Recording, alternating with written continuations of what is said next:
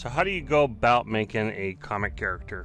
There's lots of different opinions on this. When I was writing my books, I did quite a bit of research. As far as YouTube channels I enjoyed, I think Hello Me does a good job on character development.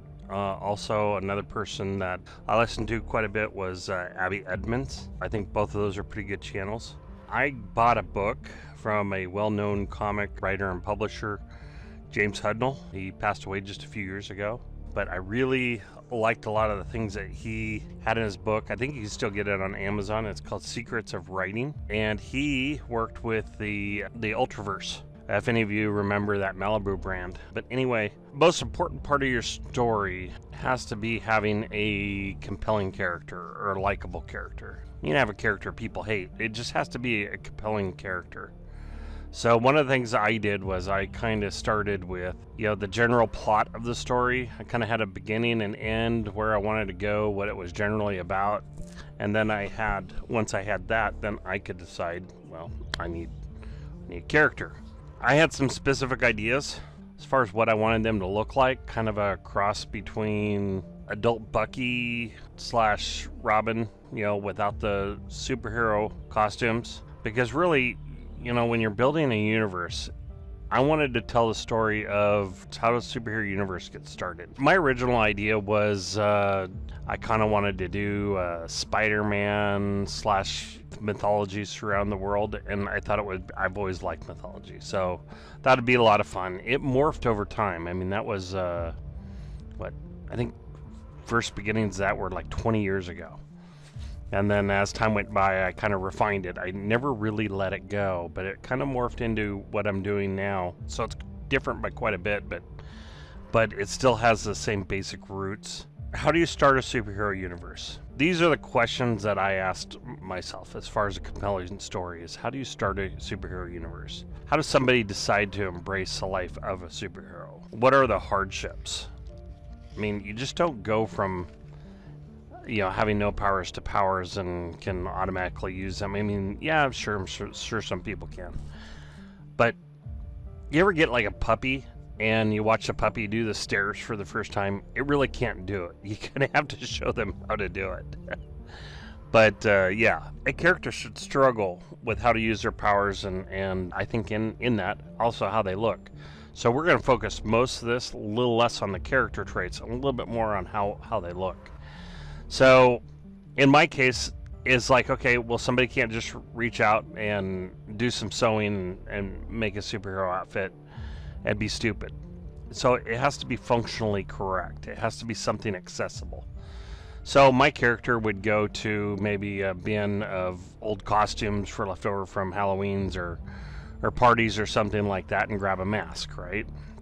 Probably use a jacket with a hood to conceal his face and his hair color. You need functional gear like gloves and boots. Probably use something like jeans for pants. You'd do some color coordination so it looked kind of cool, but it would have to be something every day, because it's not like you're just going to carry your superhero outfit and dodge into a telephone booth, which don't exist anymore, or dodge around the corner or behind a dumpster and change clothes real quick. Then you have to find an artist and you have to put concepts together. So you can see here that this is kind of version 1 and version 2, and sometimes I was kind of happy with the result and sometimes not so much. And then version 3 I was really happy with, and then version 4 I think I was even more happy with, only because it provided a lot more detail.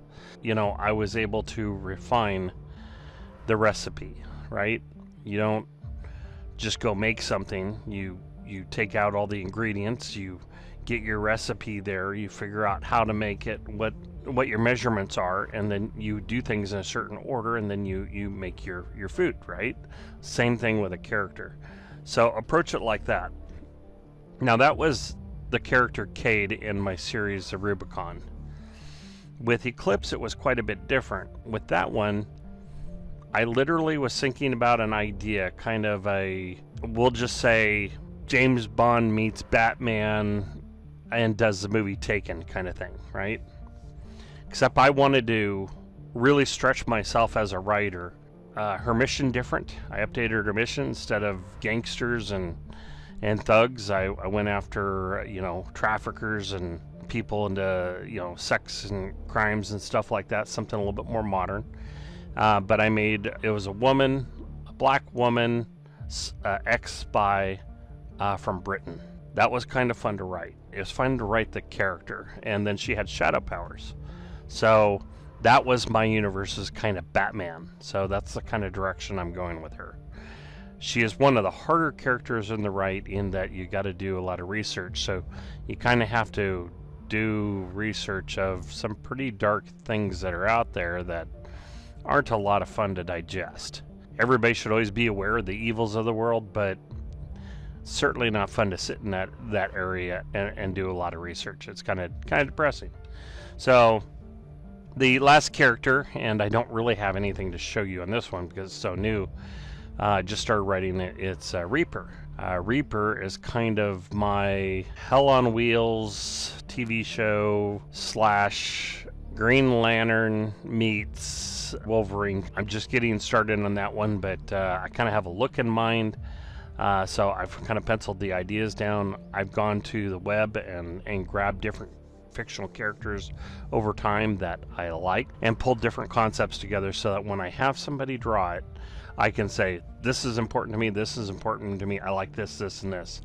And then they can put it together. Because describing it is one thing. I think showing it is a little bit easier, in my opinion. So when you're doing something like that, if you're the artist, great. But if you're not the artist, then you kind of have to help them out a little bit. You have to describe what it is that, and you can't just go back every time and, no, I need this. They don't like to change it too many times, right? You should do your homework, give them a complete list of what it is that you want, and then you can make subtle changes from the pencils, but you know, don't jack them around too much. It's kind of like helping a friend move into a place, and they want the couch over here. No, they want the couch over there. It's like, you know, would you just make up your mind? You know, why don't I just leave this stuff here and you can unpack it, right?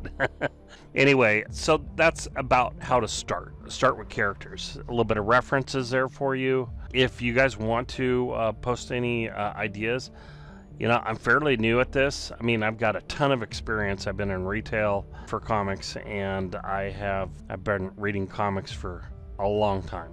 So I know lots of different superheroes and comic characters.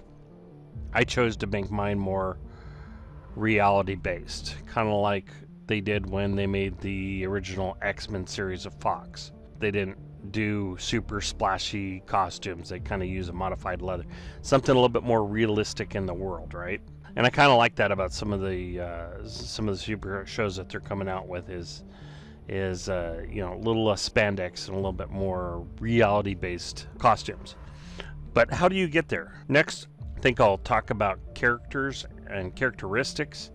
Once you have the look down, now you got to build in who the person is.